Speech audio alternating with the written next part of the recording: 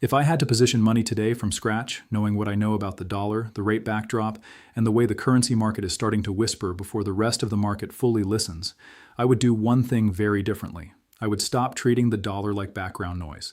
Today is Friday, April 17th in New York, so comment below what day and date you're watching from. And if you value this kind of breakdown, subscribe and comment John A.G. Best so I know you're here. Most people think the dollar is boring. They think currencies are for hedge funds, central bankers, and the guys wearing jackets on television who never seem to blink. But that's not really true anymore. Because when the reserve currency starts acting tired, when rates stay sticky while stocks keep smiling for the camera, and when a geopolitical scare shows up and the dollar still can't really flex the way it used to, that's not just a Forex story. That bleeds into inflation. It bleeds into purchasing power. It bleeds into how you protect wealth. And that's what this is about. This is not one of those panic videos where somebody tells you the dollar is dead by Tuesday and the whole system is over by lunch. That kind of talk gets clicks, but it usually gets people hurt.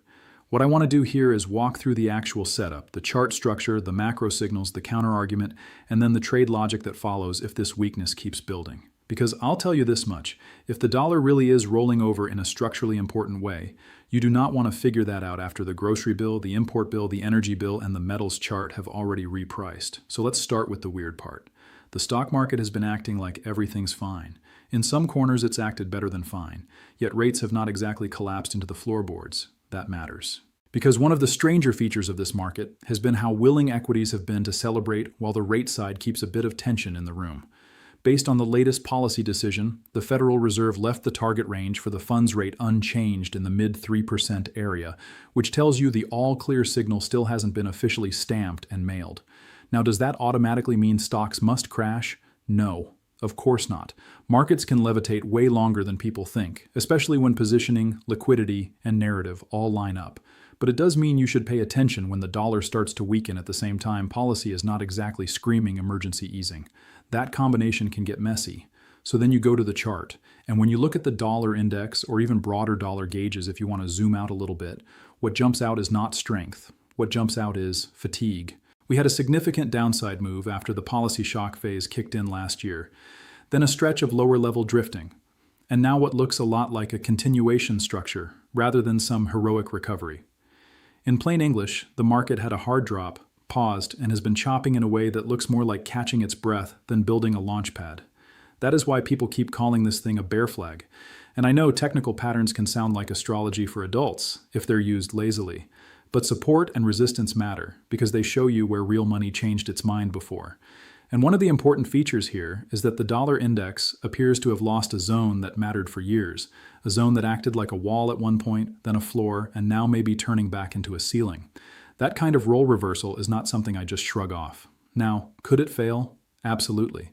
All patterns fail. Anybody who tells you any chart is guaranteed is already halfway to being wrong. But if you're asking where the probabilities point right now, they are not pointing to a mighty dollar comeback story. The macro side helps explain why. Once the tariff push intensified, a lot of countries got another reminder of what it means to live in a world where trade, financing, and diplomacy all run through the same giant pipe. Whether you personally loved those tariffs or hated them is almost beside the point for market purposes. The bigger issue is that policy shocks change behavior. They make foreign governments, foreign institutions, and foreign corporate treasurers ask a very simple question.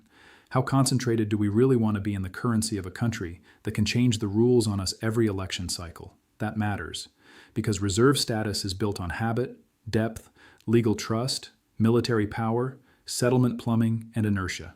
Tons of inertia. It does not disappear overnight. But it can erode around the edges, quietly, slowly. Then suddenly it feels obvious and everybody pretends they saw it years ago. That's why the recent war backdrop was so interesting. Historically, when fear hits hard enough, the dollar tends to catch a strong safety bid. Not always, not uniformly, but the instinct has usually been there. And yet the recent conflict involving the United States and Iran did not produce the kind of powerful upside surge that a lot of people would have expected from the old playbook. The dollar caught some attention, sure, but not the sort of clean, dominant rip that would have made this chart look repaired. To me, that matters because failed strength often tells you more than ordinary weakness. If a market cannot rally properly on its favorite excuse, you have to ask what's underneath it. And what may be underneath it is this slow process people love to oversimplify with one giant word, de-dollarization. Now, let me give you the sober version of that, not the internet version. De-dollarization does not mean the dollar vanishes. It does not mean every country wakes up tomorrow and says, you know what, we're done here. That is not how global monetary history works. These things move like glaciers, not like memes. In fact, the latest reserve data still shows the dollar making up a bit over half of allocated global foreign exchange reserves, which is still enormous by any honest standard. So if somebody tells you the dollar's finished, I'd slow down. But here's the other side. A bit over half used to be more. And drift matters. The IMF's most recent figures showed the dollar share edging down again into the upper 50s area. That is not a collapse. It is a nudge. But structural stories often begin as nudges. At the same time, Treasury data shows foreign holders are still knee-deep in U.S. paper. Japan remains loaded up. The United Kingdom remains loaded up. So, the skeptical counterpoint here is fair. Maybe this is not the death of dollar demand at all. Maybe it's just a cyclical soft patch, an adjustment, a repricing, a period where other currencies get a run while the dollar stays very much at the center of the system. And honestly, that is possible. Treasury holdings abroad are still massive, but that counterpoint doesn't fully rescue the chart, because you can have a world where the dollar stays dominant and still trends lower for a meaningful stretch. You can have a world where the reserve throne remains in place, while the seat gets a little less comfortable. Dominance and weakness are not opposites on every time frame. Now take that back to inflation. A weaker dollar can be good for some trade dynamics. Yes, it can help exporters at the margin. It can make domestic production more competitive in certain lanes. Fine. But the flip side is the one households feel. If you import a lot of what you consume, whether that's parts, finished goods, energy-linked items, industrial inputs, or food categories that cross borders, a softer dollar makes those purchases more expensive in dollar terms. That is imported inflation. Ugly phrase, real thing. And that matters even more because inflation is not exactly asleep.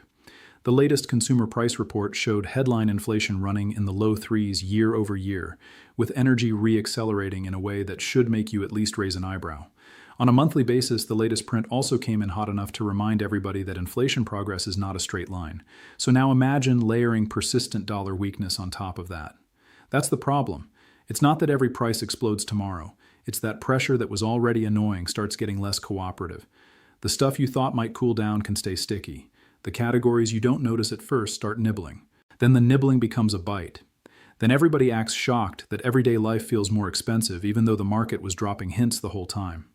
From recent policy and foreign exchange reports, we already know broad measures of the dollar weakened over the prior year, with the softest performance showing up against advanced economy currencies. That lines up with what the cross-currency charts have been suggesting for a while now. And that brings us to confirmation. If the dollar story is real, you should generally see it reflected elsewhere. Not perfectly, not every single pair, every single day. But broadly, yes, the euro should act healthier. The pound should act healthier. The Canadian dollar and the Australian dollar should stop looking like roadkill and start looking like they've got a pulse. And that is broadly what this setup has been implying.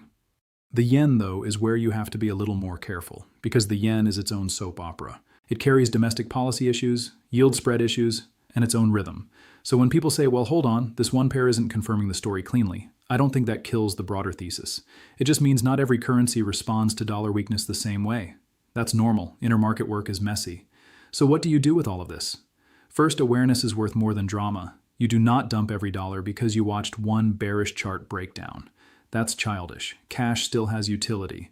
Liquidity still matters. If risk assets were about to fall off a cliff and the dollar only faded a little, then yes, there are periods where sitting in cash is the less bad choice. Relative damage matters. But if you're looking at longer-term protection, I think you have to respect physical assets. And by physical assets here, I'm talking especially about gold and silver. Not because I think you should chase some vertical move after 3 green candles in a motivational speech. I don't like buying panic highs. I like pullbacks. I like adding when enthusiasm cools off and people get bored for 5 minutes. But if the currency backdrop keeps eroding, and if inflation stays harder to kill than the market wants to believe, then pullbacks in gold and silver are the kind of thing I pay very close attention to. Because those assets don't need perfection. They need monetary doubt. And monetary doubt, ladies and gentlemen, is exactly what starts creeping in when the reserve currency looks tired, inflation refuses to behave, and the chart keeps printing lower quality bounces. If you're successful, share your success story in the comments so others can stay motivated. The other thing I'd say is do not get hypnotized by exact levels. I know everyone loves saying, tell me the exact target, the exact line, the exact number. Markets are not vending machines. They are probabilities. But yes, if this pattern resolves the bearish way, There is room for a meaningful additional move lower in the dollar from here, not some tiny little wiggle you need a microscope to find. And if that happens, the consequences won't stay trapped in a currency chart. They'll move through commodities. They'll move through import channels. They'll move through inflation expectations. They'll move through how investors evaluate hard assets versus paper claims. They'll move through sentiment. They may even move through policy if officials start worrying that currency softness is undoing the inflation progress they thought they had. That's why I keep saying this is not a side story. This is one of those markets that looks boring right up until it isn't. Now, one more thing here, because I think this is where people get sloppy.